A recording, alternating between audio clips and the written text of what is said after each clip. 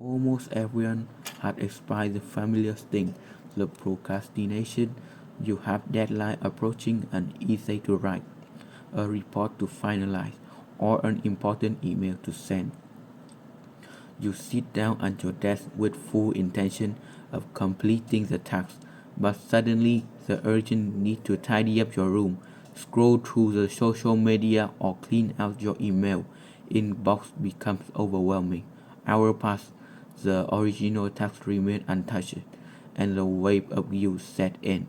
For a long time, society have labeled procrastinators as lazy, undisciplined, or disorganized. However, modern psychological research reveals a completely different story. Procrastination is not a flaw in time management, rather, it is a complex emotional regulation problem.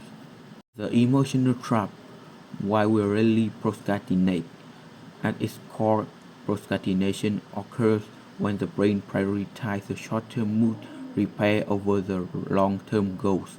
When faced with a task that triggers negative feelings such as anxiety, boredom, self-doubt, or fear of failure, our brain naturally seeks a way to escape those uncomfortable emotions.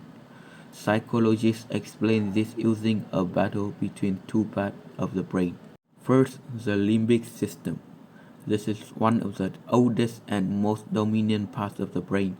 It operates automatically and seeks immediate pleasure and relief. When a task feels stressful, the limbic system urges you to abandon it for something more rewarding right now. Second, prefrontal cortex. This is a highly developed rational part of the brain responsible for long-term planning, decision making, and self-control. It knows that finishing the task will benefit you tomorrow, but it requires significant mental energy to override the limbic system. When you procrastinate, your limbic system wins the immediate argument.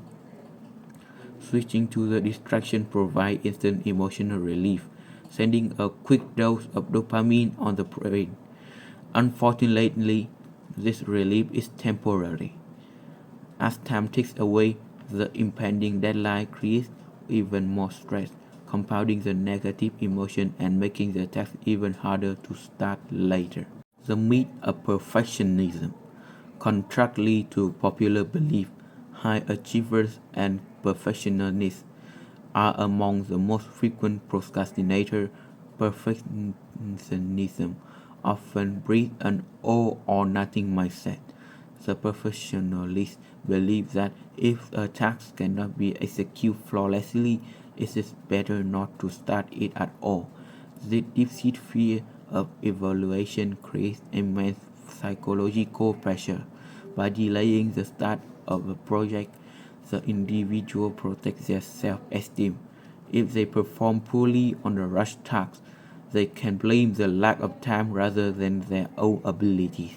In this way, procrastination acts as an unconscious shield against potential failure and criticism. The downside of chronic delay. While occasional procrastination is normal human behavior, chronic delay can severely impact various areas of life, mental and physical health. Long-term procrastinators suffer from higher levels of stress, anxiety, and sleep deprivation. The constant weight of unfinished business strains the nervous system. Academic professional performance. Last-minute effort rarely yields a person's best work.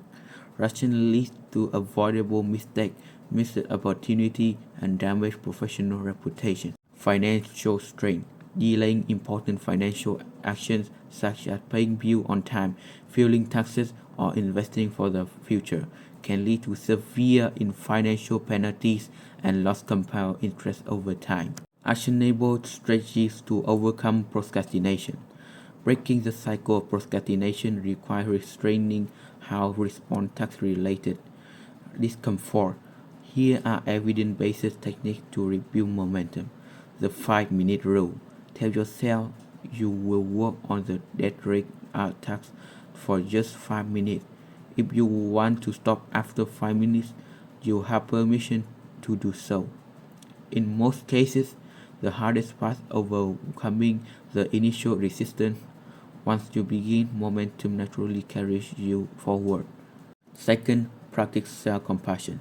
Research shows that beating yourself up for procrastinating actually increases stress, making you more likely to procrastinate again. Forgiving yourself for past delays reduces anxiety and makes it easier to start. Break tasks into micro steps. A vague goal like write a 10-page report feels overwhelming. Break it in down tiny actionable steps. Open a blank document, write a title, and outline three main bullet points. Small wins reduce friction and build confidence. Remove friction and distraction. Create an environment that supports focus. Place your phone in another room. Use website blocker and set up a quiet workspace before you begin working. Conclusion: procrastination is not a permanent character flaw, but a manageable emotional response. By understanding that delay is rooted in emotion rather than laziness, we can treat ourselves with greater understanding. Armed with the right strategies, and anyone brain bridge the gap between intention and action, transforming the chronic delay into consistent.